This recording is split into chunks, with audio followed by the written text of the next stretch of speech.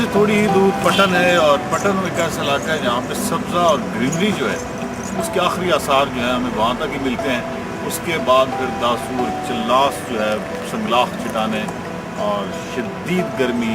और लेकिन उसके बावजूद मैं चिल्लास से इश्क करता हूँ। उसकी वजह मैं वहाँ जाके आपको बताऊँगा जब तक आप चिल्लास देखेंगे नहीं, और फिर मैं आपको वजह भी बताऊँगा।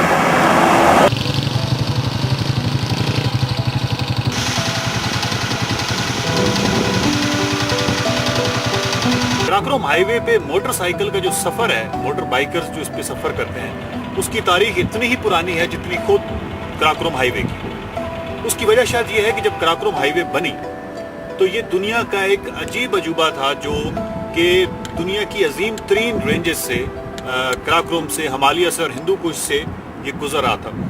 नाला दोबेर कोहिस्तान का एक खूबसूरत नाला है। नाले की गिर्द कदीम आबादी कायम है।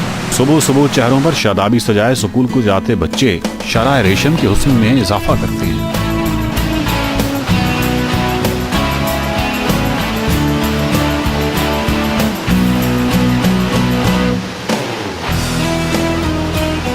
नाला की हाल कराकोरम हाईवे पर नखलिस्तान साबित होता है, कम से कम मेरे लिए तो।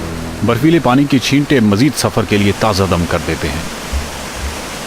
ये जो नाला की हाल है, इसके ऊपर ये जो ब्रिज आपको नज़र आ रहा है, इसको सोमरो ब्रिज कहते हैं, जो कि एक लेफ्टिनेंट कर्नल सोमरो साहब थे। वो यहाँ अपनी बेटी की जान बचाते हुए तो दोनों ही शहीद हो गए। सड़क मुसलसल खराब है और धूप में शिद्दत परेशान कर रही है। कराकोरम हाईवे पर गिरती आबशारें गर्मी को कम करने में मदद देती हैं।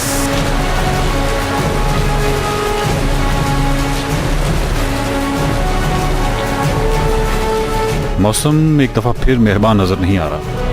कराकोरम हाईवे पर बारिश कम होती है, लेकिन जब होती है तो इस पर सफ़र करने वालों के चेहरों पर हवाइयाँ उठती हैं। किसी भी लम्हे किसी भी जगह पर लैंडस्लाइड का खतरा सर पर मंडलाना शुरू कर देता है और दूर दूर तक पनाहगाह का तस्वुर भी नहीं होता। बारिश और तेज़ हवा मोटरसाइकिल को आगे बढ़ने से रोक रही है और खिलाफ तवक्को हमें एक पनाहगाह नज़र आ रही है। यहाँ पहले से कुछ गाड़ियाँ रुकी हुई हैं। मौसम की खराबी शिद्दत इख्तियार करती जा रही है। क्या हमें आगे जाना चाहिए? मोटरसाइकिल है वो उसको उड़ाएगा, बड़ी गाड़ी तो नहीं है ना, ज़्यादा हवा है तो उठ लिया। क्या हमें आगे जाना चाहिए? ट्रक ड्राइवर्स हमें आगे ना जाने का मशवरा दे रहे हैं। इनके चेहरों पर तशवीश के साए देखे जा सकते हैं। चिलास की जानिब एक दफ़ा फिर सफ़र शुरू हो गया है। हल्की हल्की बारिश अब भी जारी है, लेकिन रात से पहले चिलास जाना ज़रूरी है। कराकोरम हाईवे एक ऐसा 8वां अजूबा है कि इसमें आप इससे अंदाज़ा लगाएं कि इसकी तामीर में 80,000 टन सीमेंट इस्तेमाल हुआ, 35,000 टन कोयला इस्तेमाल हुआ। इसके साथ इस पे जो बारूद जो यहाँ पे ब्लास्टिंग के लिए इस्तेमाल किया गया, उसकी जो मिकदार है वो भी 80,000 टन है। और कराकोरम हाईवे इस हवाले से एक मेगा स्ट्रक्चर है और दुनिया के मेगा स्ट्रक्चर्स हैं उसमें आती है। शुक्र है हम रात से पहले ही चिल्लास के नवाह में पहुंच चुके हैं। नागा पर्वत जो है अभी जब हमने देखा है तो हमारा सारी सफ़र की थकान दूर हो गई है। यहाँ पे मगरिब हो चुकी है, सूरज गुरूब हो चुका है, लेकिन नागा पर्वत पे अभी तक धूप बाकी है और नेटको से एहतियात। तो कराकोरम हाईवे पे ड्राइविंग इसी तरह होती है, पब्लिक ट्रांसपोर्ट एटलीस्ट इस तरह करती हैं। और नागा पर्वत जो है उस पर एक तो अब हम समिट अभी तक नहीं देख सके, ज़ाहिर बात है, वो एक अभी तक बादलों में है। और दूसरी ये है कि उसके ऊपर अभी तक सूरज बाकी है, सूरज की किरणें बाकी हैं। वो इतना बड़ा पहाड़ है कि जब यहाँ नीचे रात पड़ जाती है और शाम पड़ जाती है तो उसके बावजूद उसके ऊपर लाइट रहती है। चिल्लास शराय रेशम का एक इंतहाई अहम शहर रहा है। आज के चिल्लास एक आम सी आबादी है। सिखों और अंग्रेजों के कहर ने इसका नक्शा ही तब्दील कर दिया है। शराय रेशम पर सबसे ज्यादा अहम रॉक कार्विंग इसी चिल्लास में मिलती है। चिल्लास और इसके नवाह में चट्टानों पर कुंदा तस्वीर ज्यादातर मेंढों और मारखोरों की हैं। जिन हथियारों से ये लोग शिकार करते थे उनकी तस्वीर भी मिलती हैं। अक्सर चट्टानों पर हथेलियों और पांव के निशान से अपने लोगों को बताना मकसद है कि वो शिकार पर जा रहा है। एक शिकारी मेंढे को मारकर अपने कुत्तों के साथ घर लौट रहा है। इन तस्वीरी अलामात का मकसद किसी को ये पैगाम देना है कि वो कामयाबी से शिकार कर लेने के बाद अब घर लौट आया है। इस वक्त हम चिल्लास में हैं और चिल्लास जो है वो एक कस्बा है, एक टाउन है द्यामर का।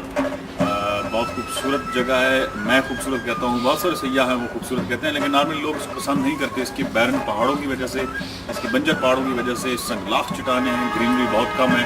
ये जो ग्रीनरी नज़र आ रही है ये होटल का लॉन है, अदरवाइज़ यहाँ पे ग्रीनरी नहीं है, तो शायद इस वजह से लोग इसको पसंद नहीं करते। लेकिन चलास से जो लोग इश्क करते हैं, चलास को जो लोग बहुत पसंद करते हैं, उसकी वजह शायद ये है कि एक तो जब आप कराकरम हाईवे की दोनों साइडों से, चाहे आप पिंडी से आ रहे हो तो भी ये आपके लिए दासों की बात को काबिल ज़िक्र आबादी नहीं है, तो चलास आपके लिए एक पनाहगाह साबित होता है। आप थके आ रहे होते हैं और चलास आपके लिए एक बहुत अच्छी पनाह साबित होता है। अगर आप गिलगित जगलोट की तरफ से आ रहे हो तो भी चलास से आपके लिए पनाह है। और यहाँ से कई ट्रैक्स निकलते हैं, जो ट्रैकर्स यहाँ पे आते हैं पाकिस्तान में। अब रात हम यहाँ पे ठहरे, तो मेरे ख्याल है ये जो 5-6 होटल कतार में शायद हम वाहिद थे जो यहाँ पे ठहरे। इसके अलावा कोई यहाँ पे ना कोई टूरिस्ट है, ना कोई कुछ भी नहीं है वीरानी है। आपको अंदर आए होटल की लॉबी में लेके चलते हैं, एक आम नॉर्मल से होटल की लॉबी में, तो आप अंदाज़ा लगाइएगा कि ये माजी में क्या था और अब क्या है। यहाँ पे बहुत सारे ऐसे शवाहिद हैं आपको नजर आएंगे कि जो बताते हैं कि किसी ज़माने में यहाँ पे स्टिकर्स और मुख्तलिफ लोगों के जो रिमार्क्स हैं, मुख्तलिफ चीज़ें जो हैं एपिसोड में बिल्कुल एक आम से यहाँ पे खिड़की है, लेकिन यहाँ पे भी मसला ये एक स्टिकर लगा हुआ है नागा पर्वत विंटर एक्सपीडिशन 97-98। पॉलिश जो थे वो एक्सपीडिशन थी जिसने ये स्टिकर लगाया। इस तरह मुख्तलिफ स्टिकर्स मुख्तलिफ तंजीमों के, मुख्तलिफ एक्सपीडिशन टीम्स के जो हैं वो आपको नजर आते हैं यहाँ पे। आप हमारे साथ रहिएगा, अगर आप हाईवे पे हम आपको स्टोर लेके चलते हैं।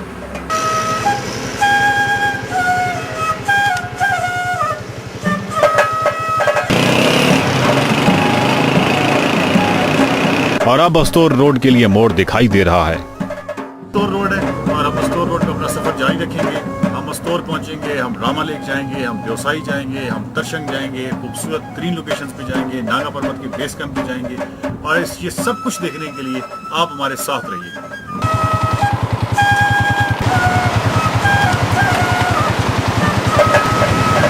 अस्तोर रोड भी क्या कमाल रोड है।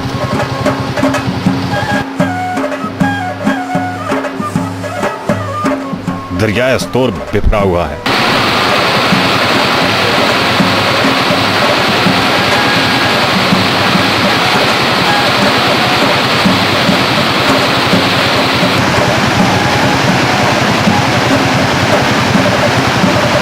ये दरिया जो है, इसकी जो स्पीड है और इसका जो शोर है, ये किसी तौर पे भी दरिया ब्राल्डो से कम नहीं है। और इस दरिया की अपनी एक दहशत है जो, और इसकी अपनी एक गूंज है। जब आप अस्तोर रोड पे सफ़र कर रहे होते हैं तो इसकी गूंज जो है वो मुसलसल आपके कानों में आ रही होती है। अस्तोर, जिसको अब जिला का दर्जा दे दिया गया है, एक बहुत ही सरसब्ज और खूबसूरत वादी है। अस्तोर में और ये एक अजीब तिलिस्माती दुनिया है, बहुत खूबसूरत है और बहुत ज़्यादा ग्रीन है। और ऊपर जो इसके सराउंडिंग्स में हर साइड पर आप देखें तो ये बर्फ़पोश चोटियाँ हैं, सामने नागा पर्वत है और बर्फ़पोश चोटियों की सफ़ेद बर्फ़ों के अंदर ये इंतहाई सब्ज़ाज़ार, खूबसूरत सब्ज़ाज़ार। चारों तरफ अजीमुल जुस्सा पहाड़ और दरमियान में फैली ये वादी, 100 गांव पर मुश्तमिल इस वादी की आबादी 70,000 की लगभग है। अस्तोर पहुंचकर एक और खुशगवार हैरत हमारी मुंतजिर है। हमारे 2 दोस्त जो बाई एयर गिलगित पहुंचे थे वो भी अस्तोर पहुंच चुके हैं, ख्वाजा जुनैद और ख्वाजा उस्मान, जिनको इख्तिसार से हम ख्वाजगान कहते हैं। लैंड किया था स्कर्दू में, वहाँ पर जो मुख्तलिफ लेक्स वगैरह हैं देख कर हम आए हैं। और जो कनेक्टिंग है कराकरम हाईवे पे हमने ज्वाइन किया, वहाँ से स्कर्दू से गिलगित जो रोड है वहाँ से होते हुए हम इस तरफ अस्तोर की तरफ आए। और अब हमारे यहाँ पे 3rd डे है, तो अब आपके साथ देवसाई में ऊपर जाते हैं। हमारे 2 दोस्त जो कि मोटरसाइकिलों पर हमारे हमराह हैं और जिनसे मुलाकात हमारी अस्तोर में हुई है, वो भी हमारे साथ हैं और बड़ा मज़ा आया उनसे मिलकर।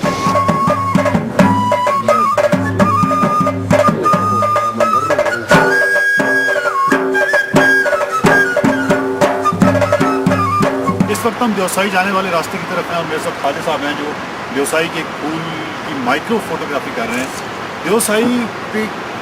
देवसाई की जो मुख्तलिफ शोहरत के हवाले हैं, उसमें से एक उसके शोहरत का जो हवाला बड़ा मजबूत हवाला है वो उसके फूल। बहुत कोशिश की गई कि देवसाई के फूलों को किसी भी तरीके से नीचे लाया जाए, लेकिन वो ख़ास एल्टीट्यूड से जब नीचे आते हैं तो वो मुरझा जाते हैं। और ये वो फूल है जो सिर्फ और सिर्फ इस एल्टीट्यूड पे, यानी सिर्फ देवसाई पे या खुंजराब टाप पर पाया जाता है। इसके अलावा वो कहीं नीचे नहीं आ सकता, ना ही नीचे वो पैदा होता है, इतनी हाई एल्टीट्यूड पे होता है।